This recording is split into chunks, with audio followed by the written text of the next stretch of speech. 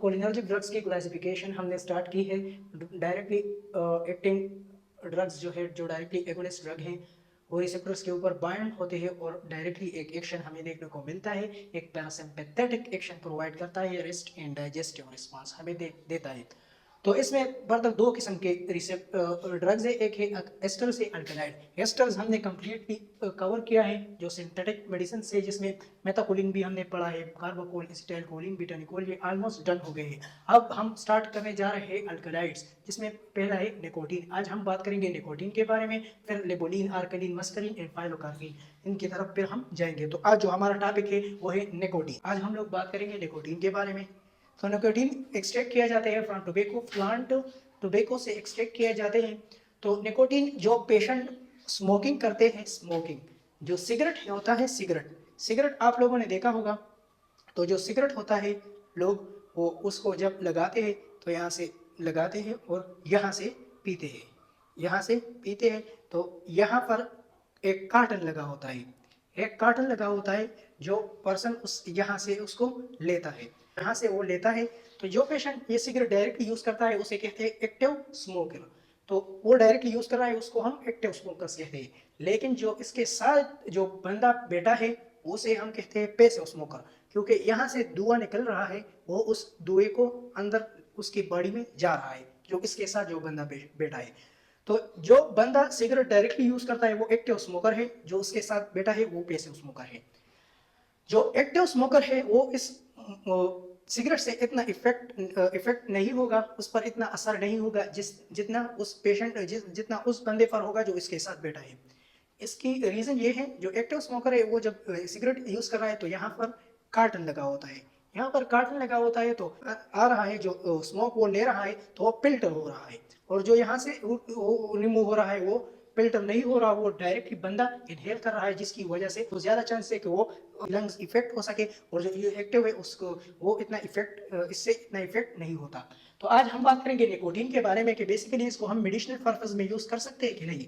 तो निकोटीन जो कि डायरेक्टली एक्टिंग एगोनिस्ट ड्रग है, जो निकोटिनिक रिसेप्टर्स के ऊपर बाइंड होता है, नॉट मस्करीनिक रिसेप्टर्स। निकोटिनिक रिसेप्टर्स के ऊपर बाइंड होता है, मस्करीनिक रिसेप्टर्स के ऊपर बाइंड नहीं होता।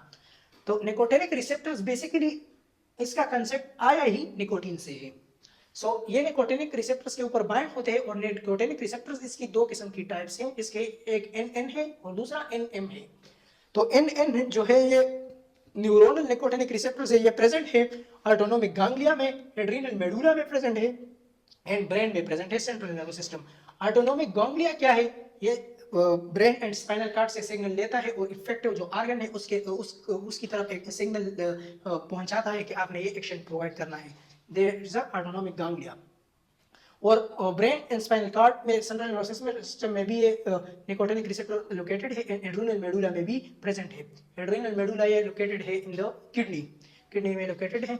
सो इफेक्ट, इसकी इफेक्ट क्या है, तो ये रिलीज करता है, न्यूरोट्रांसमीटर की रिलीजिंग करवाता है, इंक्रीज अलर्टनेस प्रोवाइड करता है, अलर्टनेस क्रिएट करता है कि बंदे को बहुत ज्यादा अलर्ट करता है, इंक्रीज हार्ट रेट को बढ़ाता है, बीपी को बढ़ाता है, रिलीज एड्रेनलिन को भी बढ़ाता है, एड्रेनलिन की रिलीजिंग को भी बढ़ाता है।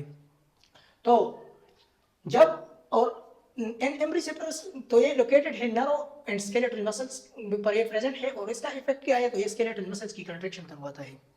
अब अगर हम इसकी सिंपल मैकेनिज्म की बात करें, तो जब निकोटीन, जो बंदा निकोटीन ले लेता है तो वो निकोटिनिक रिसेप्टर्स को एक्टिवेट कर देता है, NN हो गया, NM हो गया, इस रिसेप्टर को एक्टिवेट कर देते हैं, जिसकी वजह से जो NN है वहां पर क्या हो जाता है, वो आयन चैनल्स ओपन कर देता है। आयन चैनल्स मैंने ऑलरेडी बनाए हुए हैं, आयन चैनल्स रिसेप्टर्स मैंने पहले ही आपको बताया कि पहले रिसेप्टर्स देखें, उसके बाद अगर आप ये टॉपिक देखेंगे तो आपको इजी समझ आएगा। तो ये क्या करेगा, ये N पॉजिटिव सोडियम को और कैल्शियम को की चैनल्स को ओपन करवाएगा, जिसकी वजह से सेल के अंदर डिपोलराइजेशन स्टार्ट हो जाएगी, सेल के अंदर चार्ज की तब्दीली आएगी, तो अंदर बहुत ज्यादा पॉजिटिव आयंस आएगा, तो क्या हो जाएगा, न्यूरोट्रांसमीटर की रिलीज और न्यूरोट्रांसमीटर की रिलीजिंग हो जाएगी, और जिसकी वजह से एक फिजियोलॉजिकल एक्शन हमें देखने को मिलेगा। और कौन सी न्यूरोट्रांसमीटर की रिलीजिंग होगी, तो सेरोटोनिन की रिलीजिंग होगी, डोपामिन की, एसिटाइलकोलिन की, और एपिनेफ्रिन, नॉरएपिनेफ्रिन की रिलीजिंग होगी।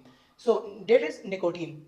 अब निकोटीन को हम किन पेशेंट को दे सकते हैं, तो निकोटीन को हम उस पेशेंट को प्रोवाइड कर सकते हैं जिस पेशेंट को जो काजेक्टिव स्मोकर है, जो स्मोकिंग से बहुत ज़्यादा इफेक्टिव है, जो एडिटिव है, जो पर्सन एडिटिव है, जो वो कहता है कि मैं सिगरेट नहीं छोड़ सकता, तो ये मेडिसिन की जो फॉर्म है वो है निकोटिनिक गम्स है, निकोटिनिक लोजेंजिक्स फॉर्म में भी अवेलेबल है, और पेचेस फॉर्म में, इनहेलर एंड स्प्रे इसके फॉर्म में ये अवेलेबल है। तो वो पेशेंट फिर इसको जब यूज़ करेगा तो वो खुद ब खुद धीरे धीरे सिगरेट से छुटकारा पाएगा। तो ये भी खतरनाक है, लेकिन इस कंपेयर टू सिगरेट ये लिटिल बिट हार्मलेस है। अब सिगरेट में और भी बहुत ज़्यादा केमिकल प्रेजेंट होते हैं जो पर्सन के लिए बहुत ज़्यादा नुकसानदेह है। तो ये जो कौन से इसके, तो ये बंदा जब वो फिर इसको यूज़ करे तो ये हार्मलेस है, इसकी इतना साइड इफेक्ट नहीं है एज कम्पेयर टू सिगरेट। तो है साइड इफेक्ट है लेकिन इतना नहीं है एज कम्पेयर टू सिगरेट। तो जिस बंदे जो पॉजिटिव है तो फिर ये मेडिसिन उनके लिए अवेलेबल है। तो दैट इज निकोटीन। अब निकोटीन की साइड इफेक्ट क्या है, तो इसकी साइड इफेक्ट तो हेडेक है, नासिया, वॉमिटिंग, ये तो कॉमन है। और इसमें साथ साथ टेकिकार्डिया है, हार्ट रेट का बहुत ज्यादा बढ़ जाना, डेजीनेस है, वर्टिगो है। तो इसकी इफेक्ट है रिलीजिंग न्यूरोट्रांसमीटर अलर्टनेस, वो बंदा बहुत ज्यादा अलर्ट होगा, वो फोकस करवाएगा। अगर वो कहता है कि मैं किसी चीज पर फोकस नहीं कर सकता, तो फिर वो जब तक मैं सिगरेट का इस्तेमाल ना करूं तो मैं कोई भी काम नहीं कर सकता। तो जब वो फिर इसको यूज करेगा तो फिर उसकी क्रिएटिविटी भी बढ़ जाएगी।